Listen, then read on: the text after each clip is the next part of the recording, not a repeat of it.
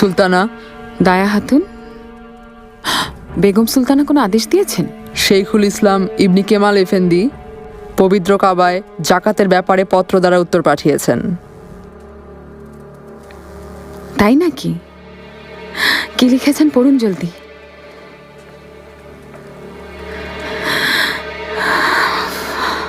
মহামান্য শেখুল ইসলাম লিখেছেন যে দাস দাসীদের জন্য কোনোভাবেই এ কাজের অনুমতি দেয়া যায় না।